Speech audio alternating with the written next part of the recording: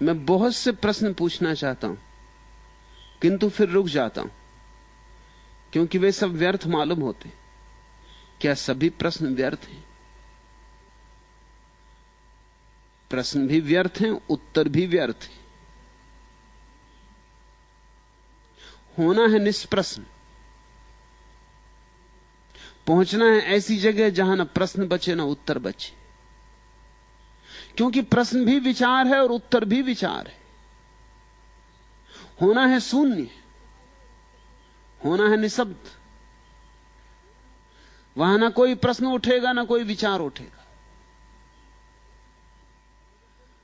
न कोई उत्तर पे पकड़ रह जाएगी। ऐसी दशा में ही साक्षात्कार होता है। इसलिए समाधि न तो हिंदू होती, न मुसलमान होती, न ईसाई होती। विचार हिंदू होते हैं, ईसाई होते हैं, मुसलमान होते हैं, हजार ढंग के होते हैं। विचार सब ढंग ढंग के होते हैं। समाधि का तो एक ही रंग होता है, शून्यता। हिंदू भी चुप हो जाएगा तो वहीं पहुंच जाएगा जहां मुसलमान चुप होकर पहुंचेगा। स्त्री चुप होगी तो वहीं पहुंच जाएगी जहां पुरुष चुप होकर पहुंचेगा। लेकिन अगर बोलेंगे तो भेद पड़ जाएंगे, तो भिन्नता आ जाएगी। अच्छा ही होता है कि तुम्हें दिखाई पड़ जाता है कि सारे प्रश्न व्यर्थ हैं, फिर भी उठते हैं। प्रश्न ऐसे ही मन में लगते हैं जैसे पत्ते वृक्षों में लगते हैं। मन का स्वभाव है प्रश्न करना। मन प्रश्नों के सहारे जिंदा रहता है। मन को उत्तर में उत्सुकता नहीं है, ख्याल रखना, ध्यान रखना। मन को उत्तर से कुछ लेना ही नहीं। मन तो उत्तर से भी नए 10 प्रश्न खड़े करने को उत्सुक है, इसलिए उत्तर भी मांगता है। एक प्रश्न पूछता है, उत्तर मिले, उत्तर में से 10 नए प्रश्न खड़े कर देता है। पूछेगा परमात्मा ने बनाया जगत को, सच में परमात्मा ने जगत को बनाया? और ऐसा लगता है कि बड़ी श्रद्धा से, बड़ी निष्ठा से पूछ रहा है।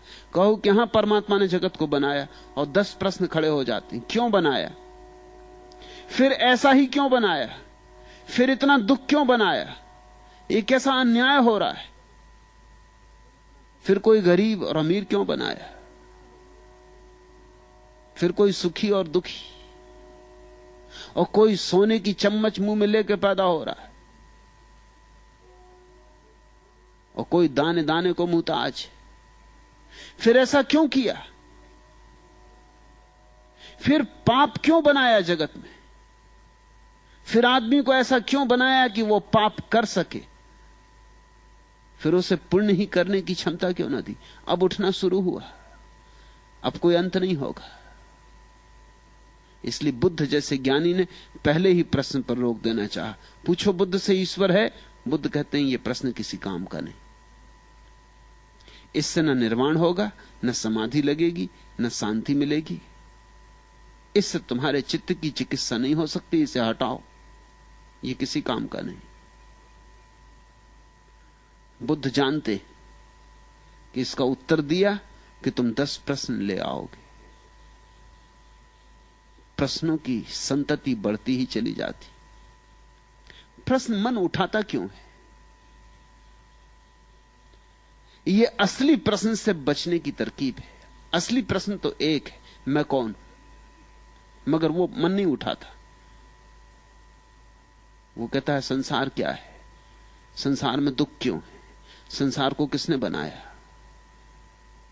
क्यों बनाया, अंत क्या है, लक्ष्य क्या है। 1000 प्रश्न उठाता है, एक प्रश्न नहीं उठाता कि मैं कौन। महर्षि रमन के पास जब भी कोई जाता था, कोई भी प्रश्न लेके जाए, वो कहते छोड़ो, ये असली प्रश्न पूछो। लोगों की समझ में ही ना आता कि असली प्रश्न क्या है, तो लोग पूछते आप ही बता दें असली प्रश्न क्या। तो वो तो एक ही प्रश्न था असली, मैं कौन। तो लोग कहते चलो यही पूछते हैं कि मैं कौन हूं। तो वो कहते मुझसे मत पूछो, असली प्रश्न दूसरे से नहीं पूछा जा सकता। आंखें बंद करो, दोहराओ भीतर कि मैं कौन। झूठे प्रश्न दूसरे से पूछे जा सकते, झूठे ही हैं, किसी से भी पूछ लिए। असली प्रश्न तो अपने से ही पूछा जा सकता है, अपने ही अंतरतम में गुंजाना होता है, अपने ही भीतर और भीतर और भीतर खोदते जाना होता है। एक सवाल है कि क्या ख्याल है सच और क्या झूठ है वास्तव। एक और सवाल है कि क्या बवाल है बर्दाश्त करना और क्या चोट पहुंचाना, खत्म करना है बवालों को। एक और सवाल है कि पहले और दूसरे सवालों में से कौन सा है पहला।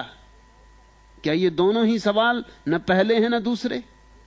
ये सवाल ही नहीं, हमारी कमजोरी है, हमारी बेईमानी है, हमारी चोरी है।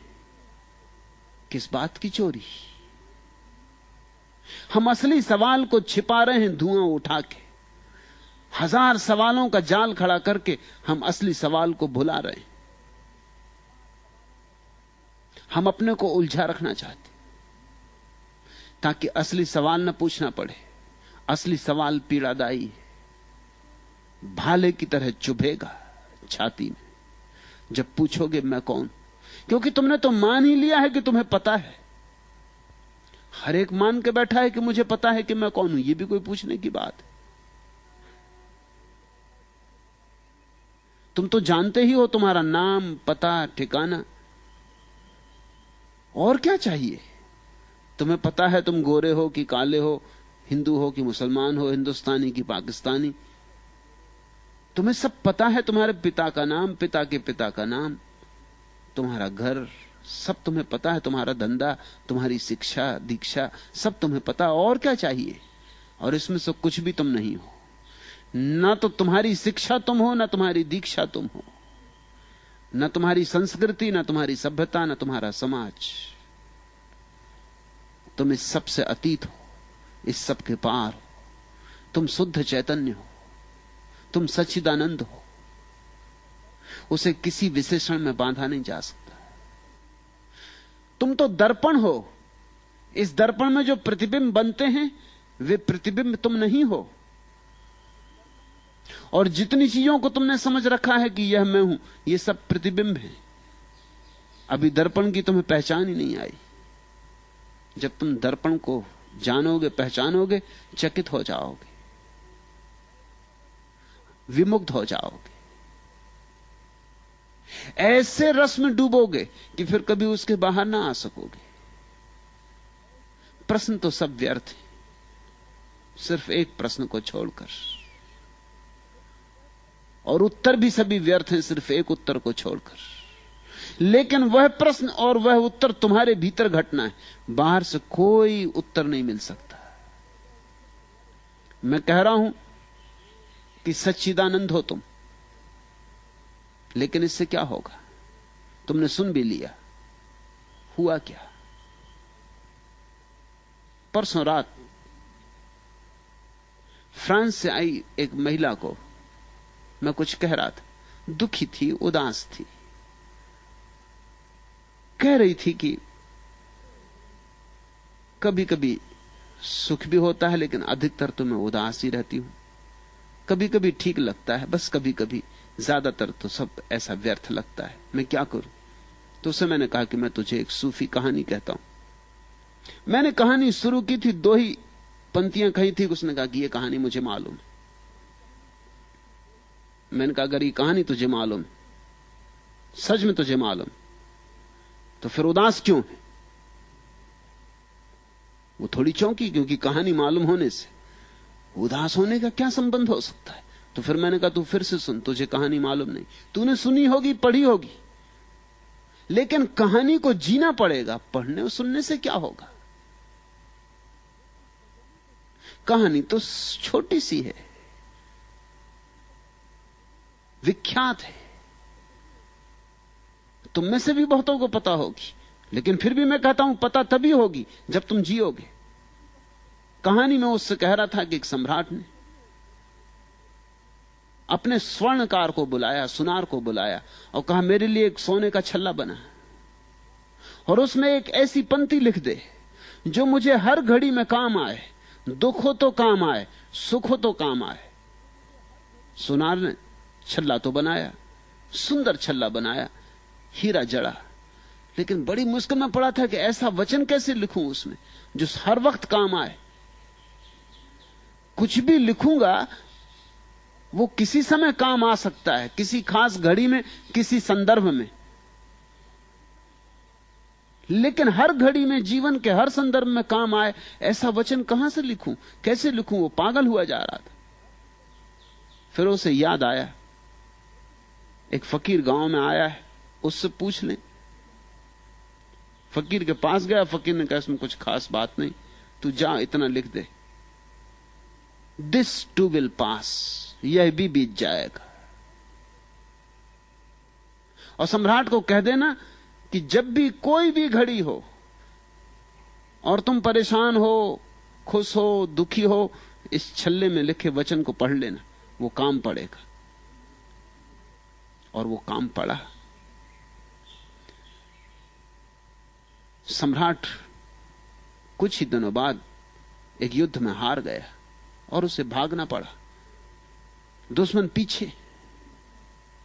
वो एक पहाड़ में जाके छिप गया है, थर थर कांप रहा है, घोड़ों की टाप सुनाई पड़ रही, बड़ा दुखी है, जीवन मिट्टी हो गया। क्या सपने देखे थे, क्या से क्या हो गया। सोचता था राज्य बड़ा होगा इसलिए युद्ध में उतरा था, राज्य अपना था वो भी गया, जो हाथ का था वो भी गया उसको पाने में जो हाथ में नहीं था। बड़ा उदास था, बड़ा चिंतित था, कैसी भूल कर ली। तभी उसे याद आई छल्ले की, वचन पढ़ा, वचन था कि यह भी बीत जाएगा। मन एकदम हल्का हो गया, जैसे बंद कमरे के किवाड़ किसी ने खोल दिए, सूरज की रोशनी भीतर आ गई, ताजी हवा का झोंका भीतर आ गया। मंत्र की तरह जैसे अमृत बरसा, यह भी बीत जाएगा। वो शांत होकर बैठ गया। वो भूल ही गया थोड़ी देर में कि घोड़ों की टाप कब सुनाई पड़नी बंद हो गई, दुश्मन कब दूर निकल गए। बड़ी देर बाद उसे याद आई कि अब तक पहुंचे नहीं।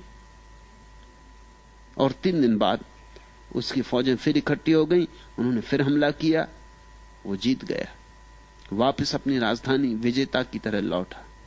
बड़ा आंकड़ा था,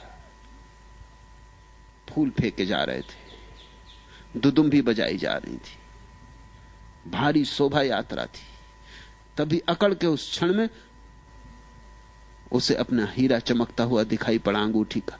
उसने फिर वो वचन पढ़ा, यह भी बीत जाएगा, और चित्त फिर हल्का हो गया, जैसे कोई द्वार खुला, रोशनी भर गई।